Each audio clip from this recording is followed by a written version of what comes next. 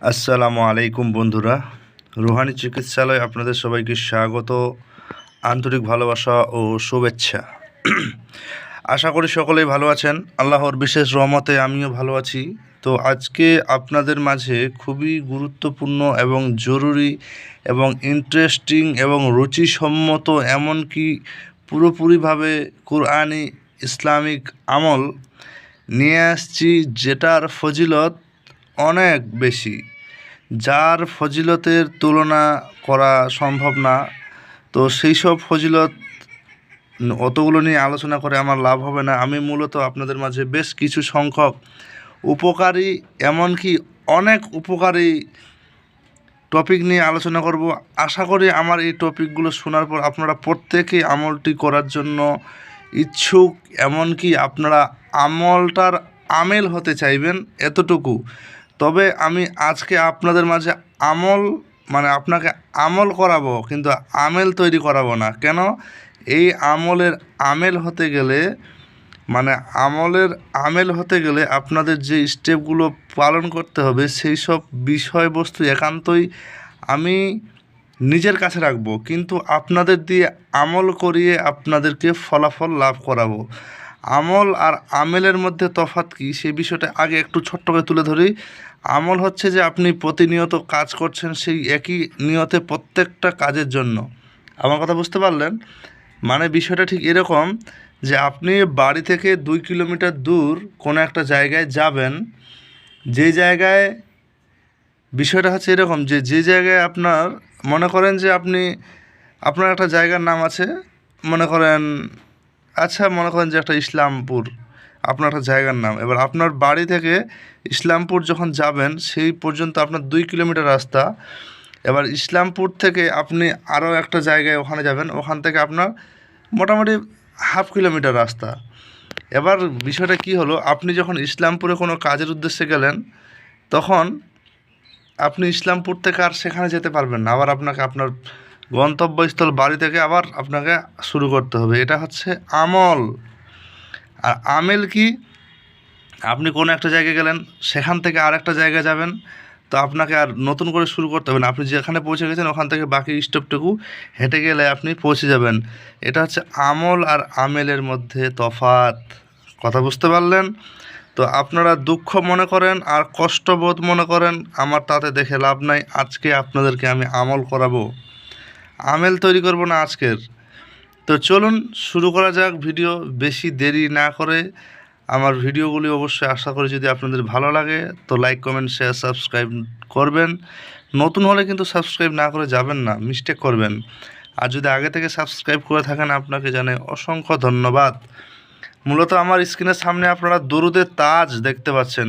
অবশ্যই এটা দুরুদে তাজ এবং দুরুদে তাজের বিশেষ আমল আছে।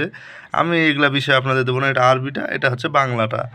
তো যাই হোক, আমি স্ক্রিনে মূলত ধরে রাখি কেন, আপনাদেরকে কিছু দেখিয়ে না দেখিয়ে আমি অডিও অডিও রেকর্ডিং সরাসরি করতে পারি না। আমি ভিডিওর মাধ্যমে অডিও রেকর্ডিং করি, যেটার মারফতে আপনাদের আওয়াজটাও ক্লিয়ার আসে আর আপনারা ফলাফল লাভ করতে পারবেন।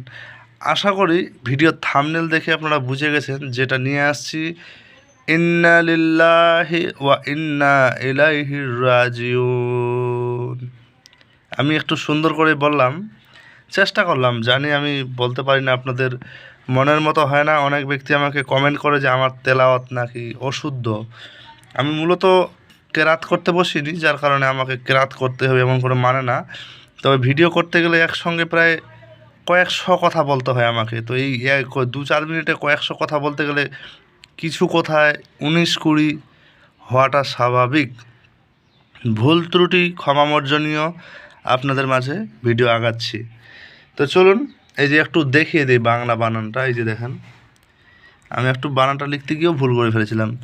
এটা ইন্না লিল্লাহি ওয়া ইন্না ইলাইহি রাজিউন। ইলাইহির রাজিউন হবে, এটা কিন্তু একসঙ্গে যুক্ত হবে। তো ইলাইহির রাজিউন উল্লেখ করবেন, আপনারা প্রয়োজনে দেখে নিতে পারেন।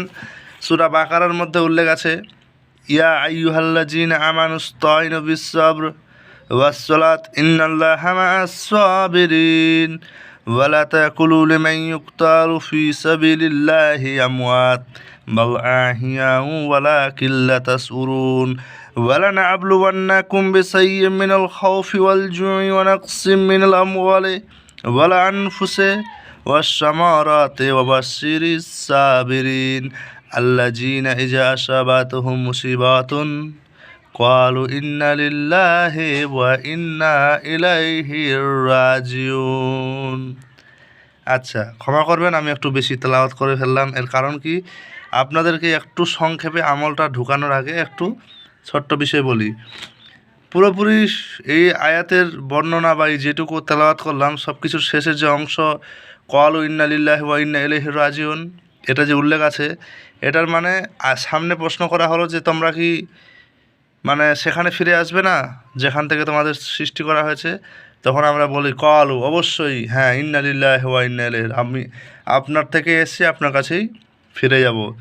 তো এইটুকু হচ্ছে শরীয়তি বাক্যবিধান।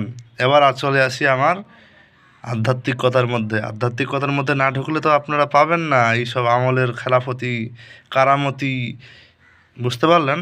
তো চলুন শুরু করি। বিষয় হচ্ছে ইন্না লিল্লাহি ওয়া ইন্না ইলাইহি রাজিউন আপনাদের পড়তে হবে কয়েকটা উদ্দেশ্যে।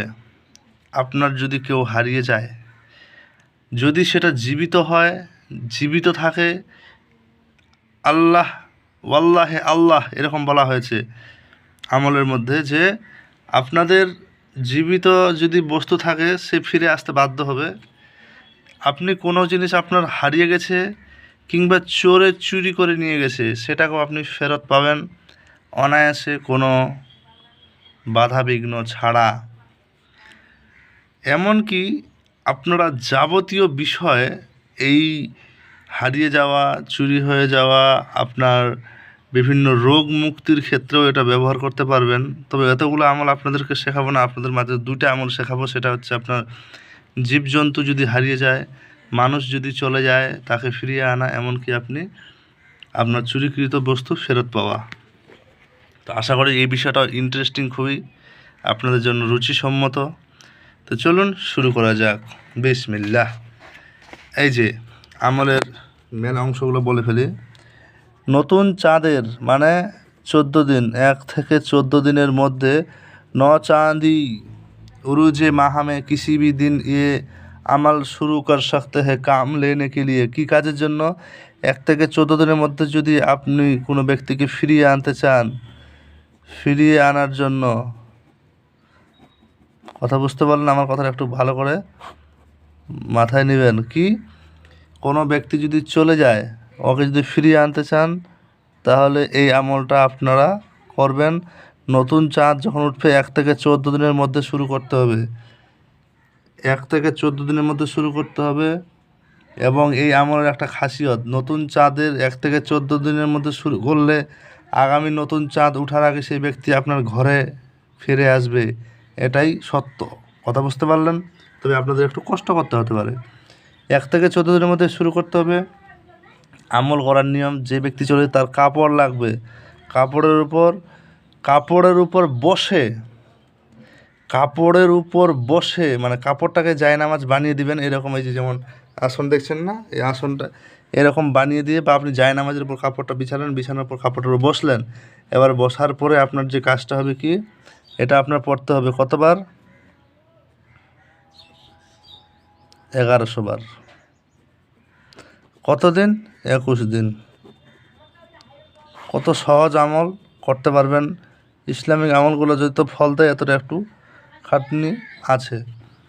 আমি আপনাদেরকে আমল করাচ্ছি, আপনাদেরকে আমেল তৈরি করছি না। এই এর আমেল হতে গেলে এর গোপন ভেদগুলো আমার পেটে আছে, এটা আপনাদের মাঝে আমি দিচ্ছি না। এটা আমার কোনো ব্যক্তিগত কারণে, বা আমি মনে করছি যে এই গোপনীয়তা আমার মধ্যে রাখাটা আমি জরুরি মনে করছি। বুঝতে পারলেন? আচ্ছা, এবার চলে আসি। এটা করলে আপনি সফল হয়ে যাবেন। এটার বসেই আপনি ওখানে বসে থাকবে, ওই আগরবাতি বা যেমন যাবতীয় জিনিস। এবং এই ইন্না লিল্লাহি ওয়া ইন্না ইলাইহি রাজিউন এই আয়াতের মুআক্কেল যারা আছে তাদের জন্য আপনারা অবশ্যই কিছু ভোগ দেবেন, ভোগ মিষ্টি জাতীয় দ্রব্য কিছু দিবেন। বুঝতে পারলেন? এবং সেটা প্রয়োজনে বাচ্চাদের মধ্যে বিতরণ করে দেবেন। একদম খুব গ্যারান্টিযুক্ত আমল। এবার কোনো জিনিস যদি চুরি হয়ে যায়, তাহলে চুরি যেদিন হয় সেদিন থেকে নিয়ে যেদিন থেকে চুরি হয়েছে আর 5 দিনের মধ্যে আমল শুরু করতে হবে। আগামী 7 দিনে আপনি পেয়ে যাবেন। ঠিক একই সিস্টেম, পড়তে পড়তে ইন্না লিল্লাহি ওয়া ইন্না ইলাইহি রাজিউন পড়তে পড়তে ঘুমাতে হবে। এটা তার আগের কাজ। আপনাকে 3 বার দরুদ, 501 বার আমল, আবার 3 বার দরুদ পড়তে হবে। কথা বুঝতে পারলেন? পরে আপনি বাকিটা তখন পড়তে পড়তে ডান কাঁধে শুয়ে যাবেন। আপনি স্বপ্নে চোর, চুরিকৃত মাল সব দেখতে পাবেন এবং আপনার চোর আপনার মাল ফেরত দিয়ে যাবে। এতটুকু বাস্তব। তবে আমলটা সিদ্ধতওয়ালা আমল হওয়া চাই। আচ্ছা, এই 2টা জিনিস শিখিয়ে দিলাম এবং ফিরিয়ে আনার ক্ষেত্রে আপনার গরু ছাগলের একই সবই নিয়ম। এই হচ্ছে মূল বিষয়গুলা। আচ্ছা, এবার একটা বাক্যবাণী বলে দেই। অনেক ব্যক্তি আমার কাছে সরাসরি এজাজত চায়। আমি কিন্তু আপনাদেরকে আবার রিপিট করে দেই, এজাজত মূলত আপনার নিজের গুরুর ওস্তাদের কাছ থেকে আপনাদের নিতে হবে। আমি এজাজত দেনেওয়ালা কেউ না। আমি আপনাদের জন্য দোয়া করি যে আপনি যাতে আমলটাতে সফল হন। কথা বুঝতে পারলেন? এবার দোয়া করার জন্য কিছু বিষয় লাগে, যেমন নাম লাগে, কোথা থেকে বলছেন, আপনার গার্জেনের নাম কি, এই 2-1টা জিনিস কিন্তু লাগে। আপনার নামবিহীনভাবে দোয়া চান, আমি বেখালাসি সবার জন্য আমি দিয়ে রাখি, মানে কোনো বন্ডিং ছাড়াই। তো এটাই হচ্ছে বিষয়। তো আশা করি আমার আমলটা ভালো লেগেছে। যদি ভালো লাগে তো আপনারা লাইক, কমেন্ট, শেয়ার, সাবস্ক্রাইব করবেন। এই আমলের আমেল যদি হতে চান, ব্যক্তিগত শিক্ষা নেওয়ার দরকার। এই আমলের আমেল হতে গেলে আপনাদের যে বিষয়গুলো প্রয়োজন, আমার অবশ্যই আমি দাদা 10টা জিনিস যদি আপনাদের দেই, একটা জিনিসের জন্য আমি কিন্তু হাদিয়া চাওয়াটা আমার জন্য অপরাধ না, এটা আমার জন্য বাধ্যতামূলক। কথা বুঝতে পারলেন? আপনাদের ইচ্ছা। ফ্রি টুল সবার জন্য থাকে, ফ্রি আপনাদের জন্য অনেক কিছু চেষ্টা করছি। এর মানে এটা না যে আপনারা নিরাশ হবেন, হতাশ হবেন, তা না। তবে আপনি একটা জিনিস মাথায় রাখবেন, কিছু জিনিস পেতে গেলে কিছু জিনিস একটু ব্যয় করাটা জরুরি। তো ভালো থাকবেন, দেখা হচ্ছে আগামী ভিডিওতে। আল্লাহ হাফিজ।